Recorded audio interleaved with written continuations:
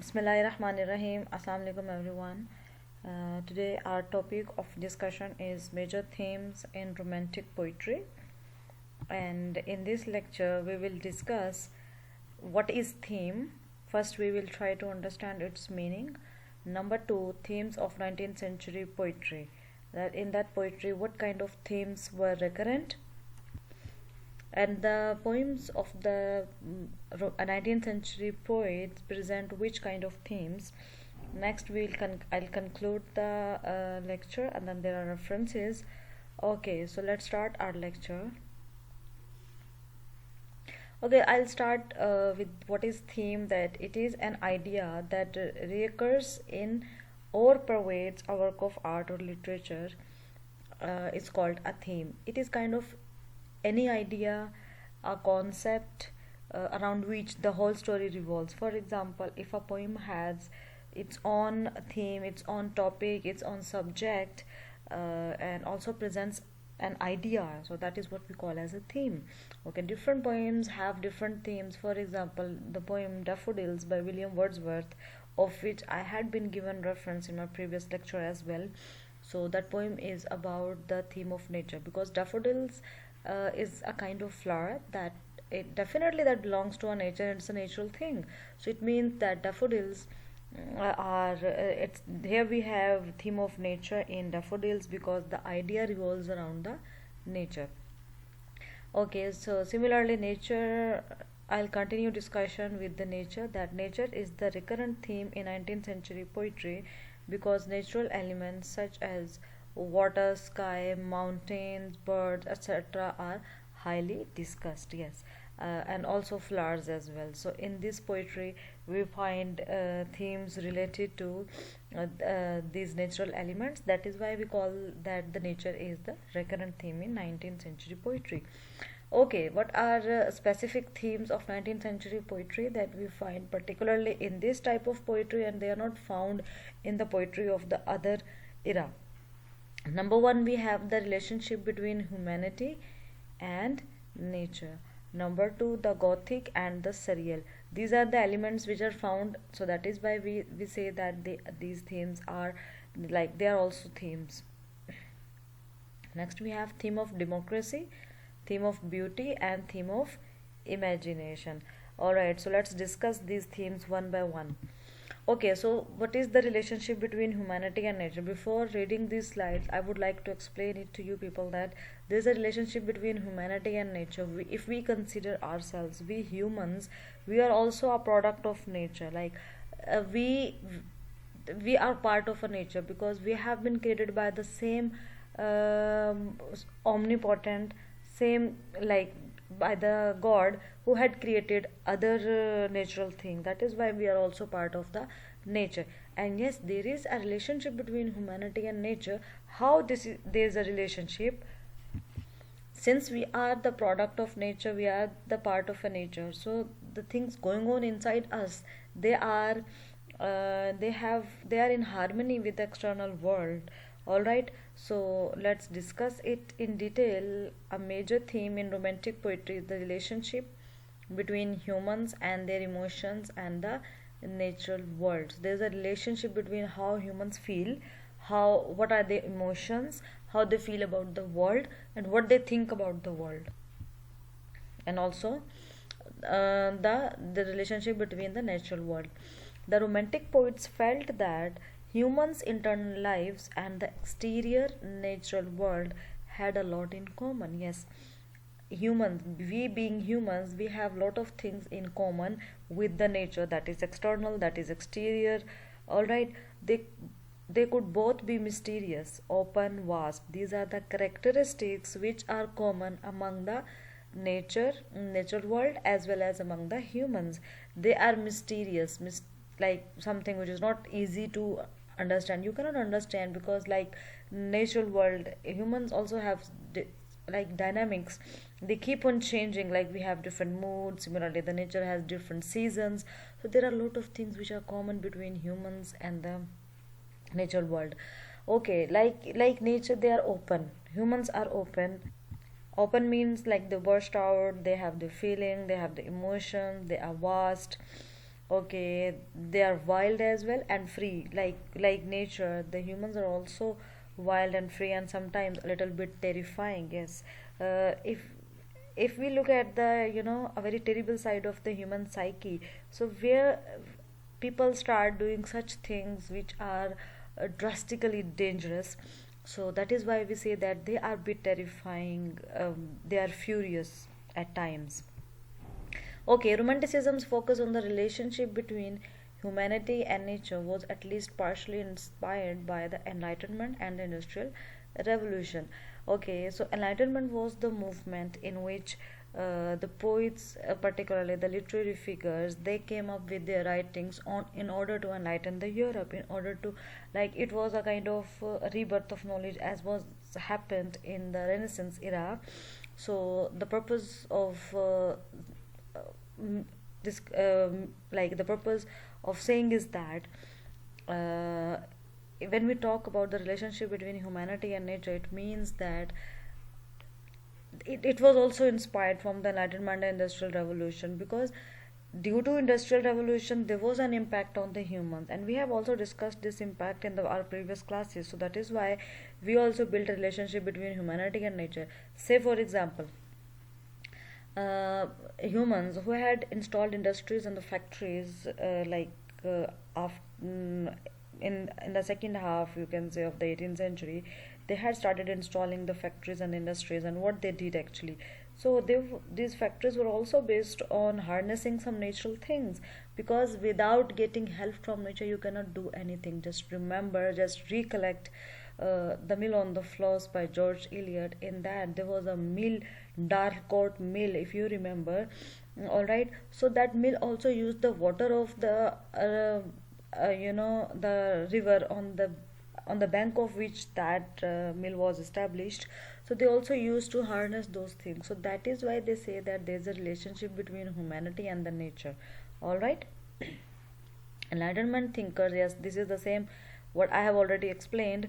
Okay, Enlightenment thinkers sought to rationalize natural phenomena.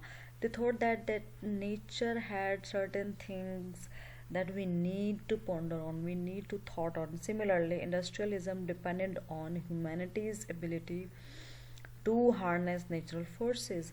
This is what I have previously said, that they started harnessing natural forces like water power and fossil fuels and put them to work. They started using those forces, they started using those natural forces and put them to work. So that is why we say, although the poets of the Romantic age, they were nature lovers, they actually praised the beauty of the nature. But on the other hand, if we talk about industrialization, that had actually changed the dynamics of the human life, but it also had an impact on the way people used to see nature.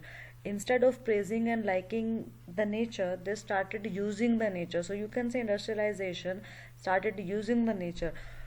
So there is a close relationship between the nature and the humanity, be it in the Romantic era or in the Victorian or the Industrial age. Nature had been a central focus of all the poets and the writers. Okay, the Romantic poets drew nature's power to inspire awe and terror in the humans. Yes, at one time or at one side, they used to praise the nature like in daffodils, but on the other hand, they were also terrified by the natural aspect, the element that were.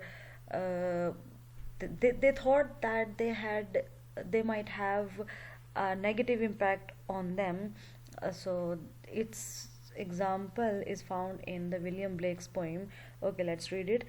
For example, the glorification of nature and its wildness can be seen in William Blake's poem The Tigger and in William Wordsworth's poem The Prelude. So we find the glorification of nature as well as the wildness of the nature. It means these poets had presented positive as well as negative impact on nature, not only on the environment but also on the human psyche. Okay, here we have the point number 2 of the themes. It means that it's the second theme today that we have to discuss today. Okay, the Gothic and the Surreal. These are basically the concepts and the terms which had the which we the concept of which we find in the poetry of Romantic poets. Okay, so first let's discuss some these terms. Number one we have is Gothic. The Gothic can be thought of as portrayals of terrifying or horrifying phenomena that readers find thrilling. Yes, it can be something which terrifies the reader. For instance, there are a lot of people who like to watch horror movies, horror dramas, and they like it because they want to get, you know, to get that fear. They want to feel that fear, and they want to have that experience. That is a kind of thrill, a sensation that just runs your body. So these are they are the Gothic type of piece of literature, all right. It's kind of like that rush of adrenaline you get when you go through a haunted house or watch a scary movie.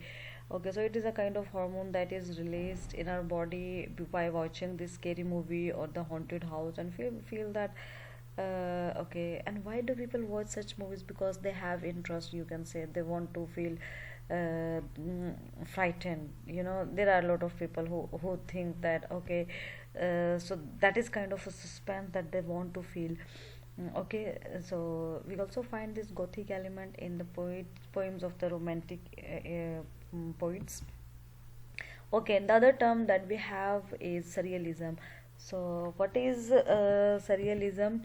Surrealism and Gothic often go hand in hand. Surrealism's goal is to subvert or change normal life by tapping into people's unconscious imagination.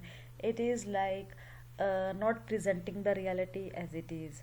For example, if you start presenting something in unusual manner, if we have a flying carpet here in our society, like there's a flying carpet, the people are sitting on it, it is moving from one place to another.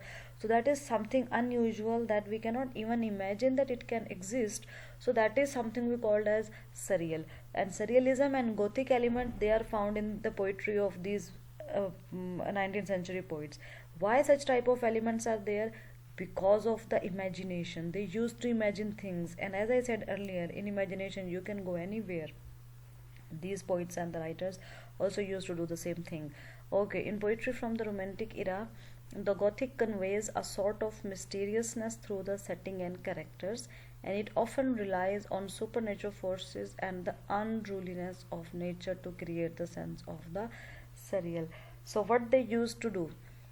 Yes, mysteriousness. In the rhyme of ancient mariner, we find like S.T. Coleridge's rhyme of ancient mariner. We find this mysteriousness, okay, through the setting and character. Yes, there's there's a marine setting. The ship is in the ocean, and the characters they find some kind of a spirit. So through these things, the mystery is created. Supernatural forces are there. So that is why this Gothic, like, you know, something which horrifies, and surreal, which is unusual, both elements are there in his poetry. Okay, for example, okay, one good example is in Samuel Taylor Coleridge's romantic poem Christabel. Okay, we also find this kind of surrealism and Gothic element in Christabel. Okay, which portrays dark scenery, damsels in distress, and alludes to the presence of supernatural forces. हाँ जी, damsels are young girls, like young girls when they are in distress, they are in you know, difficult situation, and alludes to the presence of supernatural forces. And this poem also has allusions which represent some supernatural forces, like some spirits. They can be evil spirits, all right. Yes, there is a third theme we have is theme of democracy. A number of romantic era writers caught up in the democratic spirit of the age. As I told you, in the history of the French Revolution and American Revolution, the literary figures, particularly the poet, they were very much influenced, and they actually wanted the liberation, as the slogan of the French Revolution also says, that liberty, equality, and fraternity. They wanted such kind of freedom and liberty in their country, like in the Europe as well. That is why poets of this era were in favor of democracy, that they wanted democracy to flourish. They wanted the oppressive and the negative forces to just go away, you can say. So a number of romantic era writers, okay, caught up in the democratic spirit of the age, took up a variety of social causes to free oppressed groups. So there were a variety of social causes which from which they want the poets and the novelists wanted to free the nation. Okay, slavery. There's a theme of slavery in Anna Letitia Barbauld, William Blake, and P.B. Shelley's poems. Okay, workers' rights and Mary Shelley, P.B. Shelley, Lord Byron, and Ward Taylor. We find such themes, such reference of works in the poetry of these poets. All right. Next, we have women's rights, and Mary Wollstonecraft. She talked about women's rights in her book, that is A Vindication of One's Own, and we also find it in P.B. Shelley. Shelley's poems.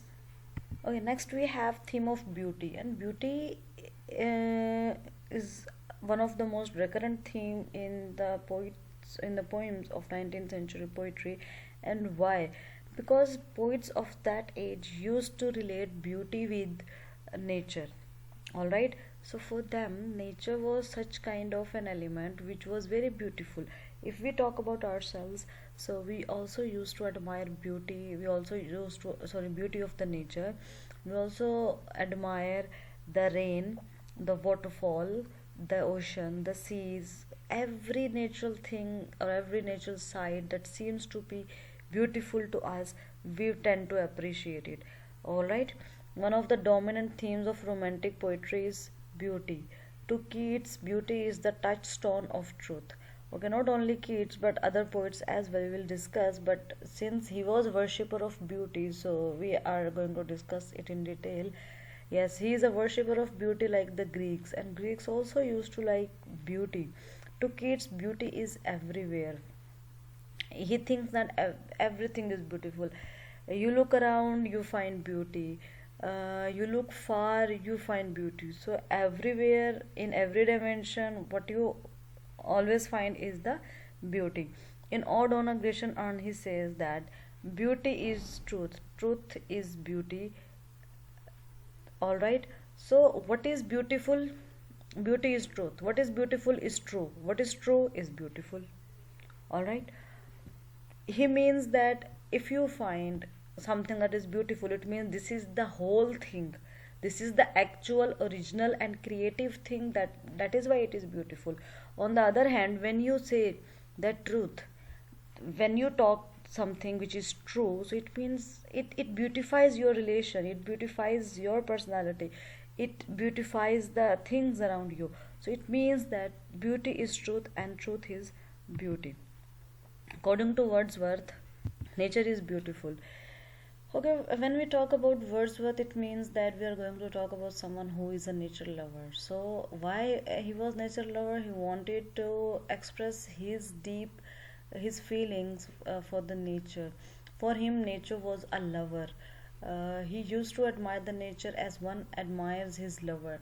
And what element does he like in the nature? It was the beauty in the nature, the beauty in the mountains, in seas, in lakes, everywhere around him, particularly in the flowers, in the trees, in the grass. So every natural element, every natural aspect was beautiful to him.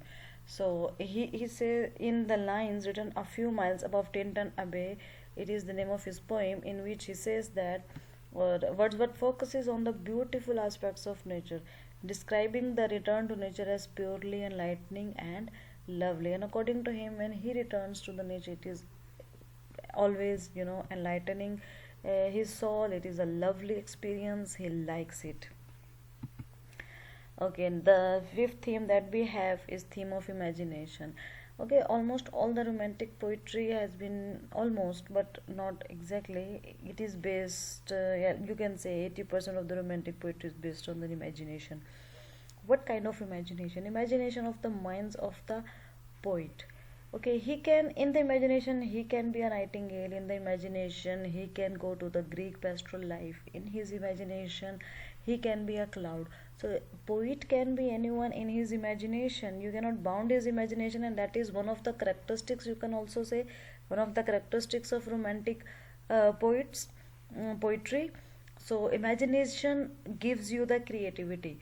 You imagine something, then you write something, then it becomes something new, because the mind of every person has different kind of ideas. Whenever you come up with the idea, when you jot it down, you will notice a new thing on the page. Similarly, same used to happen with the poets of the 19th century. They used to imagine things, everything almost. Imagination acts as a source of creativity and allows us to see what is not immediately apparent. So, what is not in front of us is your imagination. All right. So, when we are lost, when we have something in our mind which is not in front of us, that is imagination. The Romantics believed that we could discover the imagination in nature, which often resulted in a harmony of the two. Yes, we find imagination in nature, which is the harmony of the two. It means that there is imagination in nature and there is nature in imagination. Alright? Wordsworth defines imagination as the means of deep insight and sympathy, the power to conceive and express images removed from normal objective reality. So it means that you just sit on your couch and you just have a hand under your chin, and you start thinking about any garden, for example, and you just keep on thinking and thinking about the trees, about the flowers, about the fruits, whatever there are. They are the images which take you away from the real objective life, the life full of boring routine. All right, so it takes you away from that. That is what Wordsworth called as imagination. Okay, Blake considered imagination as the means through which man could know the world. According to Blake, imagination is something through which we can know the world. With imagination, you could see the essence of the things. It's a sort of divine vision. The poet has a creative power. He is the prophet who can see the reality of things. Those who have a power of imagination, they are kind of blessed people, because this is something which is related to the divine vision. All right, and it is a, they have actually a creative power. And he is a kind of a prophet, because he sees, and he sees things which are beyond the human perceptions. All right, the Romantics highlighted the healing power of imagination. Healing power means, okay, I'll discuss about it later. Okay, because they truly believed that it could enable people to transcend their troubles and their circumstances. So Romantics highlighted that healing power of the imagination. Whenever you are in stress, whenever you are depressed and you want to get rid of this situation, so what you do, actually you want to escape from that situation, and you start living in the place, in you start living in some kind of state where you do not think about your problems and the troubles and the circumstances, and you feel relaxed after some time. Similarly, so it has a healing power. You go to the, you just simply go in your imaginations and you feel relaxed. Okay, for example, Wordsworth, I wandered lonely as a cloud. So I have explained it earlier. I am not going to repeat it. Yes, Keats, Ode to a Nightingale and Ode on a Geshenot. So here in Ode to a Nightingale, Keats wanted to fly on like a nightingale, free from all the sufferings of the world. So that was his imagination. That he, in imagination, he wanted to become a nightingale. Okay, the poets of 19th century poetry were inspired from Enlightenment and French Revolution. That is why themes of nature, imagination, and democracy are found in their poetry. So it is not useless to say that the Industrial Revolution, the French Revolution, has inspired the poets of the 19th century. Uh, they had written on both sides of the nature which brought serenity, calm, peace in their lives, and the nature which was harnessed in the form of water uh, by the industries. So they have talked about both aspects of the nature. All right, so that's all for today. I hope you have understood it well. Thank you.